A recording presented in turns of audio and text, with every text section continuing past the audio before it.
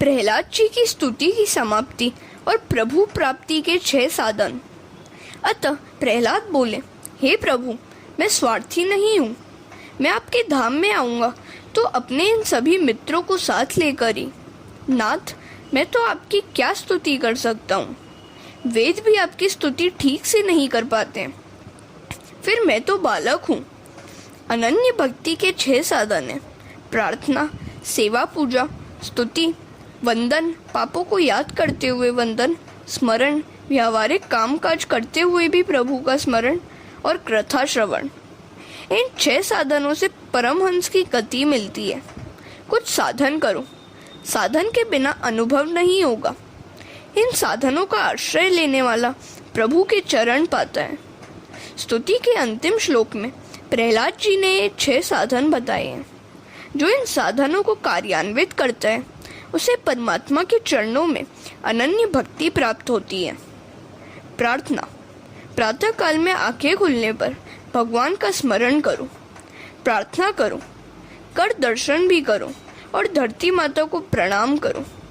सुबह में कर दर्शन करो, अर्थात हाथों को देखकर सोचो कि मैं इन हाथों से आज पवित्र कर्म ही करूँगा ताकि परमात्मा को मेरे घर आने की इच्छा हो सके।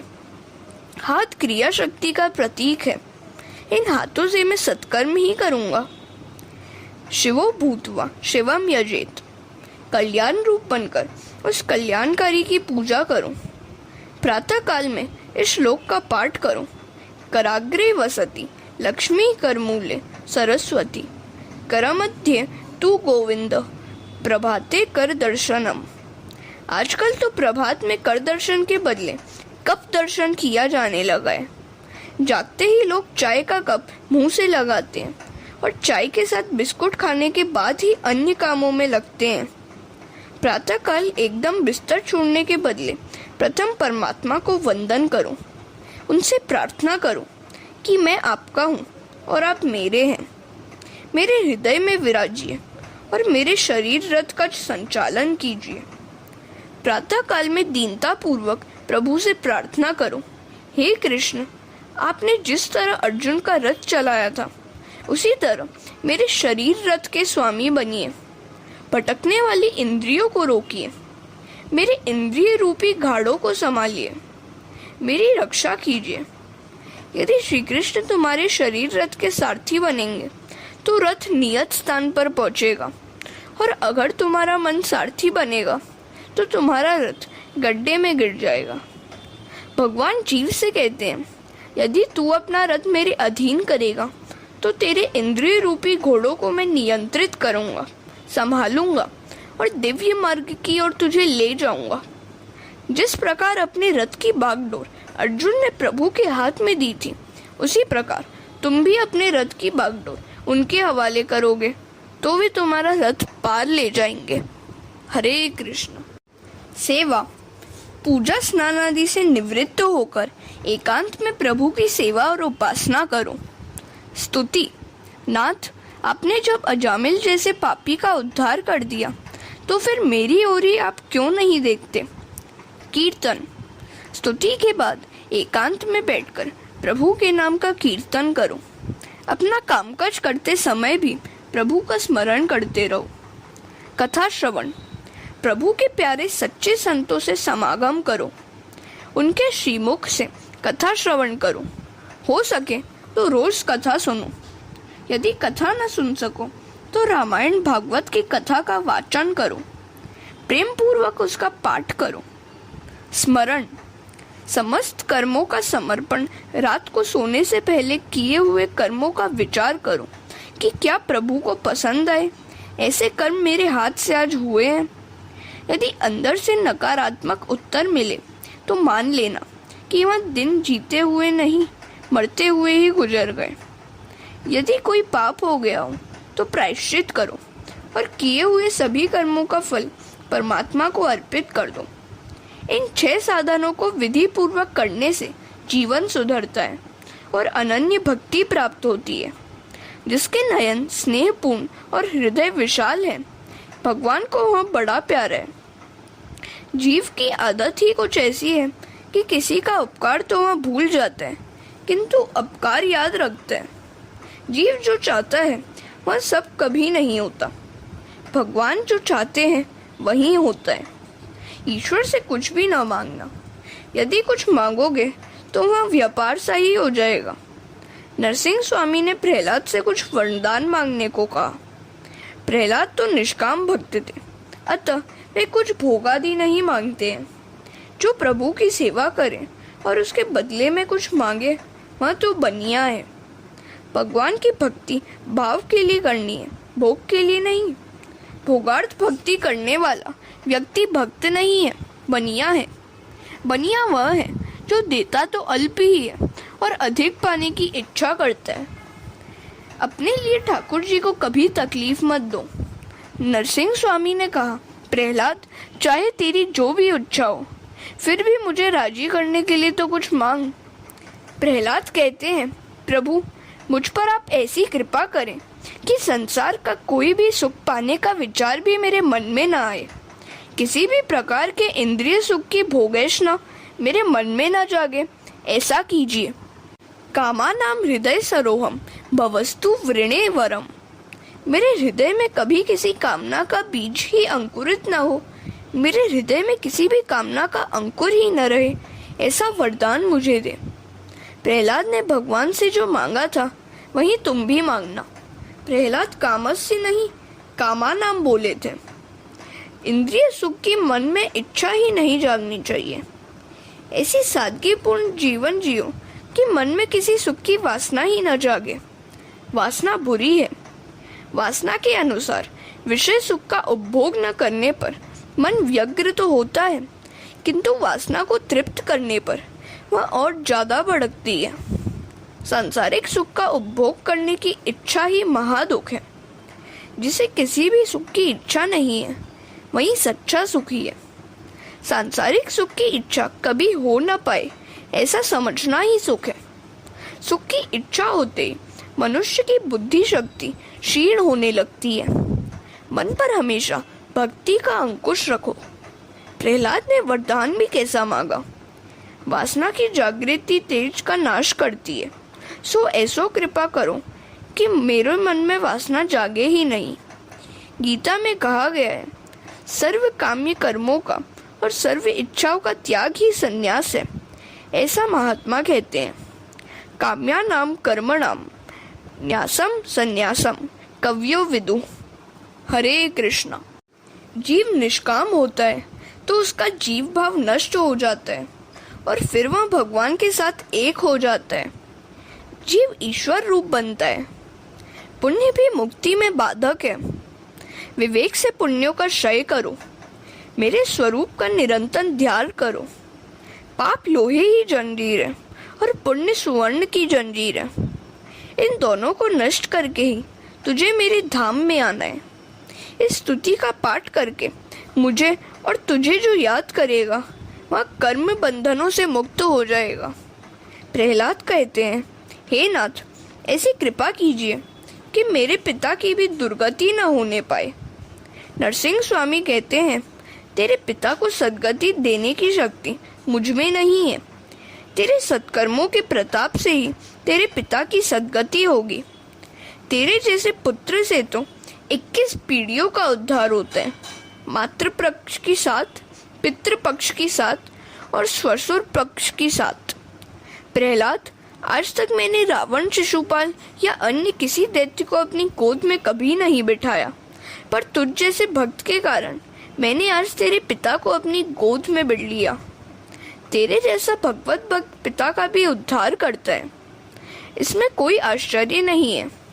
माता पिता दुराचारी हो, किंतु यदि पुत्र सदाचारी होगा तो उनका भी उद्धार होगा। किंतु यदि माता पिता सदाचारी हो और पुत्र दुराचारी हो तो उनका उद्धार नहीं हो सकता, उनकी दुर्गति ही होगी। एक हंस युगल आनंद से रहता था। हंसिनी बड़ी सुंदर थी। एक बार घूमते फिरते सांझ ढल गई तो वे एक वृक्ष पर बैठ गए। वहां कौवे का एक घोंसला था। हंस ने उससे रात गुजारने देने की विनती की।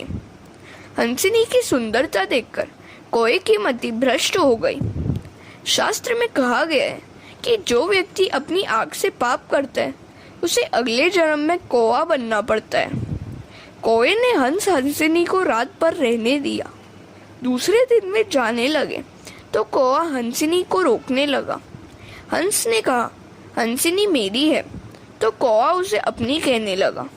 अंत में दोनों न्याय मांगने के लिए न्यायाधीश के पास पहुंचे। न्यायाधीश ने कहा कि मैं तो दोनों की बातें बराबर सुनने के बाद निर्णय करूंगा। वह कौवा बड़ा चालाक था। कौवा पितृदूत माना जाता है। अतः वह न्यायाधीश के घर जाकर कहने लगा कि तुम्हारे माता पिता कौन सी योनि में है वह मैं जानता हूँ। अतः तुम मेरा काम करोगे तो मैं तुम्हारा काम करूँगा। तुम हंसिनी को मुझे दिला दो और बदले में मैं तुम्हें यह बताऊंगा कि तुम्हारे माता पिता कौन सी योनि में है। न्यायाधीश कौवे की बातों में आ गया। उसने दूसरे दिन न्याय करते हुए कहा, हंसिनी उसी की है जो उड़ता हुआ आगे निकल जाए। हंस की अपेक्षा कौवा अधिक गति से उड़ता है। कौवा उड़ता हुआ हंस के आगे निकल गया तो न्यायाधीश ने हंसिनी उसी के हवाले कर दी। अब न्यायाधीश ने कौवे से अपने माता पिता के बारे में पूछा।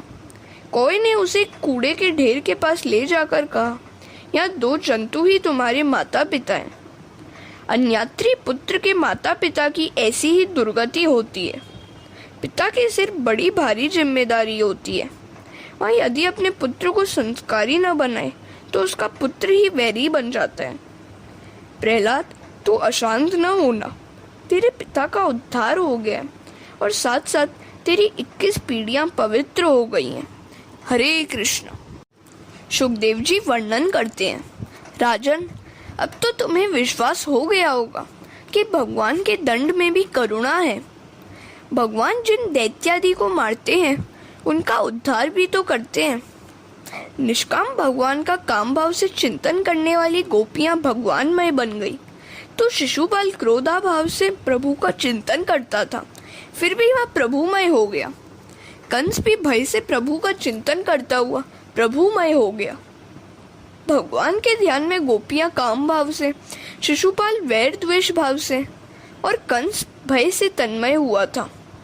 अटल वैर भाव, वैर विहीन भक्ति भाव, भय, स्नेह या अन्य किसी भी भाव कामना से भगवान में पूर्णतः मन लगाना चाहिए। भगवान की दृष्टि से इन भावों में कोई भेद नहीं है।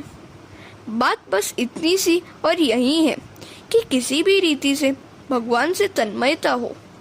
भगवान के द्वारपाल जय और विजय के ये 3 अवतार हुए थे। हिरण्याक्ष और हिरण्यकश्यपु यह लोभ का अवतार था। रावण और कुंभकर्ण यह काम और प्रमाद का अवतार था। शिशुपाल और दंतवक्र यह क्रोध और अभिमान का अवतार था। प्रहलाद जी ने अपने पिता के मृत्यु का अग्नि संस्कार किया। ब्रह्मा जी ने प्रहलाद का राज्याभिषेक किया। प्रहलाद ने नरसिंह स्वामी को प्रणाम किया। नरसिंह स्वामी प्रसन्न हो गए। नारद जी ने प्रेम से प्रहलाद की चरित्र कथा धर्मराज को सुनाई। फिर भी नारद जी ने देखा तो धर्मराज के मुख पर ग्लानि छाई हुई थी। नारद जी सोच में डूब गए कि अब भी धर्मराज उदास क्यों है। क्या कथा की कथन में कोई क्षति हो गई है, जो कि ये कथा से भी आनंदित नहीं हुए। धर्मराज से नारद जी ने पूछा, तुम्हारे मुख पर आनंद क्यों नहीं है, क्या चिंता है तुम्हें? धर्मराज ने कहा, 5 वर्ष के प्रहलाद का ज्ञान, वैराग्य और प्रेम तो देखो। धन्य है प्रहलाद और उनका बचपन और उनका प्रेम कि जिसके कारण प्रभु स्तंभ में से प्रकट हुए। मैं 55 वर्ष का हो गया, फिर भी एक बार भी प्रभु का दर्शन नहीं कर पाया। मेरा जीवन पशु सा ही बीत गया। धन के पीछे दौड़ा, भूख लगी तो खाना खाया, नींद आई तो सो गया, वासना जगी तो कामांध हुआ।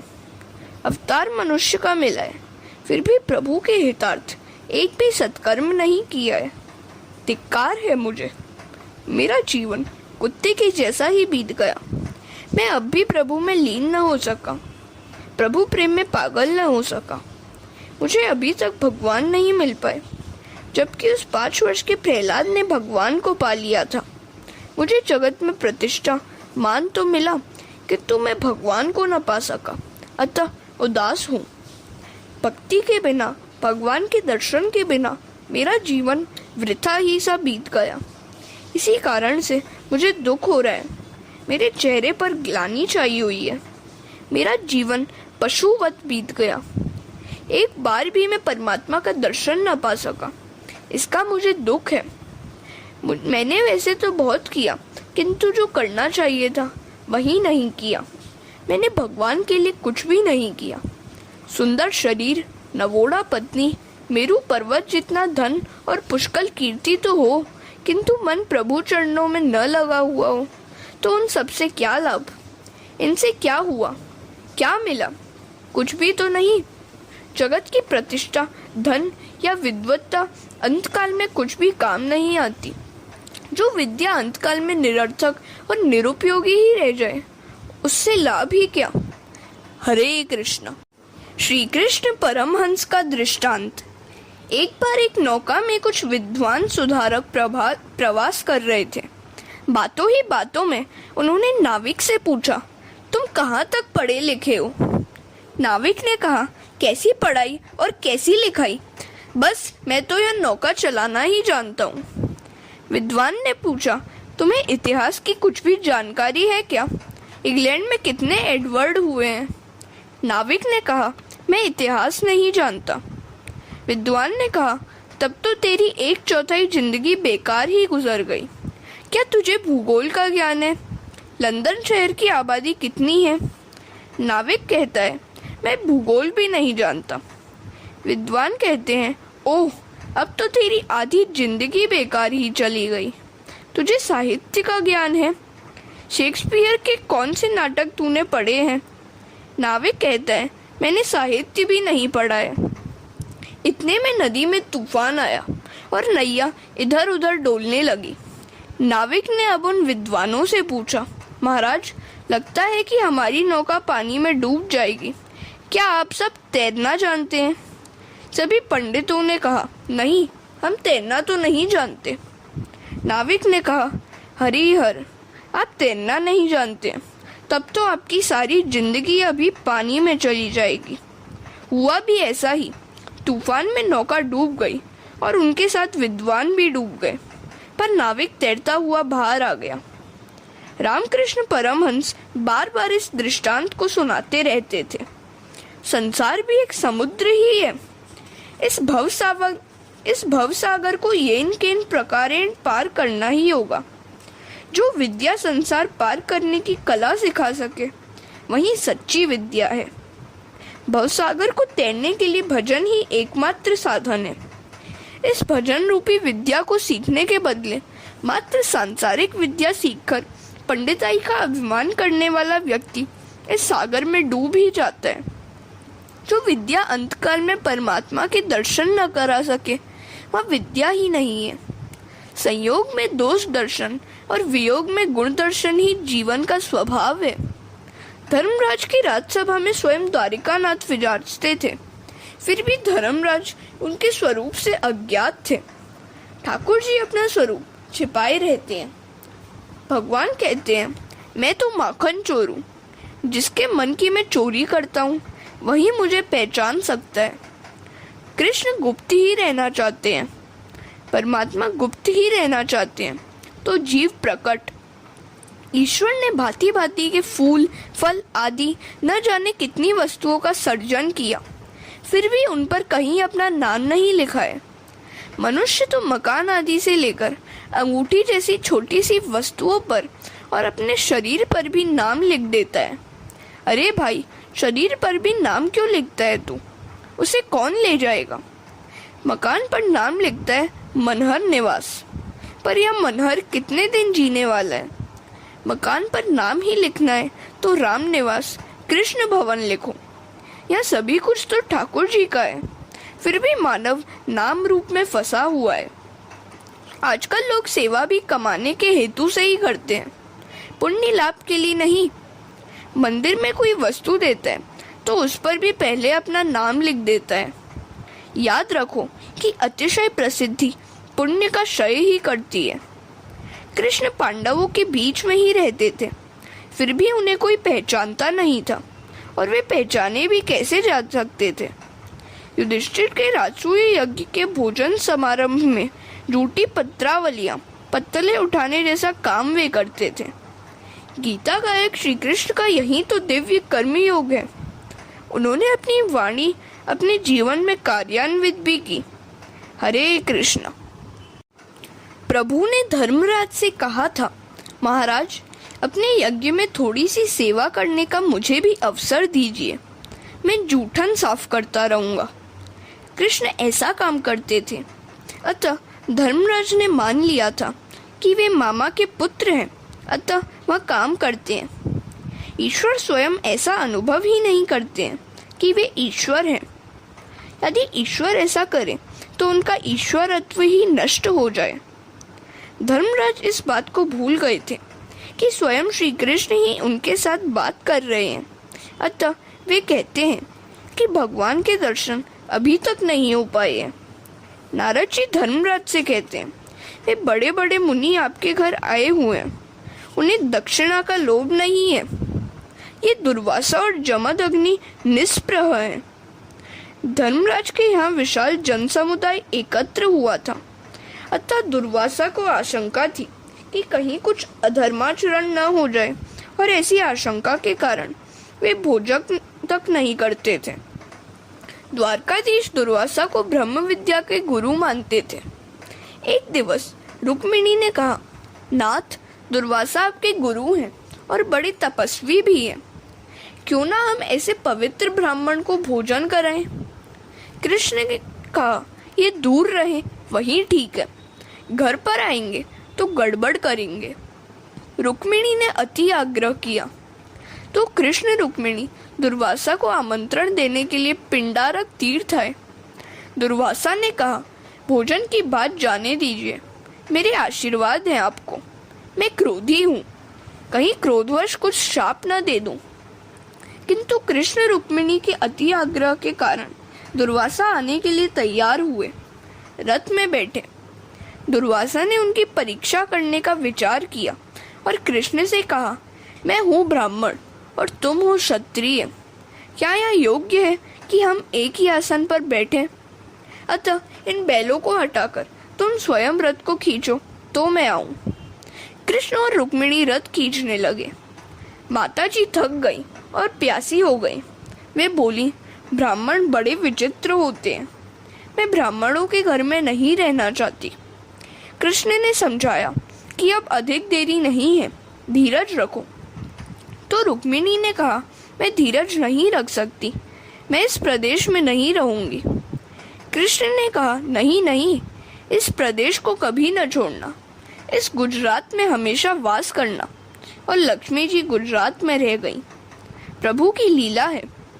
दुर्वासा के हृदय में भी श्री कृष्ण है। रुक्मिणी जल पीने जा ही रही थी कि दुर्वासा समाधि में से जाग गए।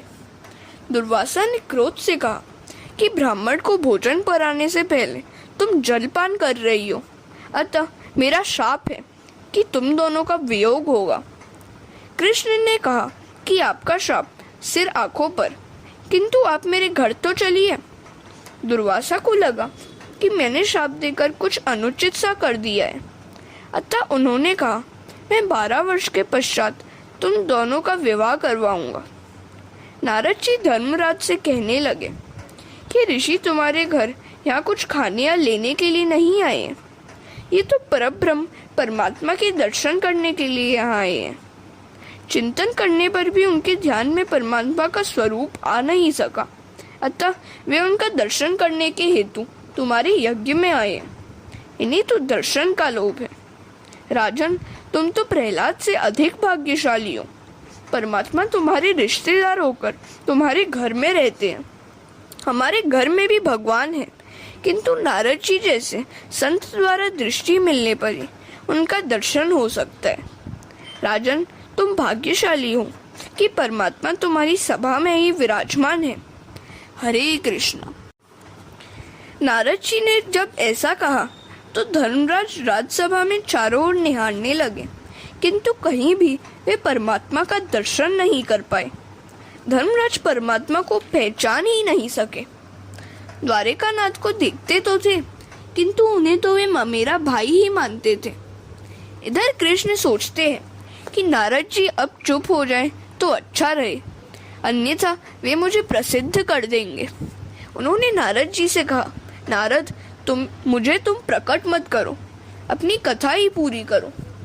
नारद जी ने कहा, इस सभा में जगत के जन्मदाता उपस्थित हैं।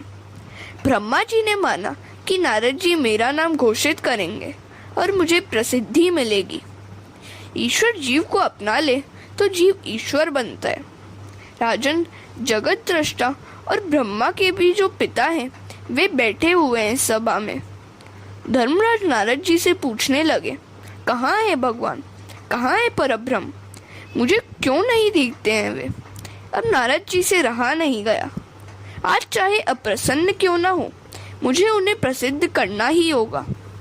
नारद जी ने भगवान श्री कृष्ण की ओर इंगित करते हुए कहा, अयम ब्रह्म। उपनिषद में इदम ब्रह्म की बातें हैं और इधर अयम ब्रह्म की। इनके ही दर्शनार्थ ये सारी मुनि यहाँ आए हुए हैं। प्रभु ने सिर झुकाकर मुंह छिपाया, मैं ब्रह्म नहीं हूँ, नारद असत्य बोल रहे हैं।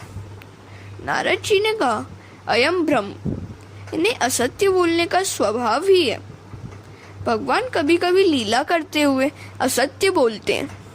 उन्होंने बाल्यावस्था में भी अपनी माता यशोदा से एक बार कहा था कि नाहम भक्षित वानम्ब, मैंने मिट्टी खाई ही नहीं है। ये सब बालक झूठ बोल रहे हैं।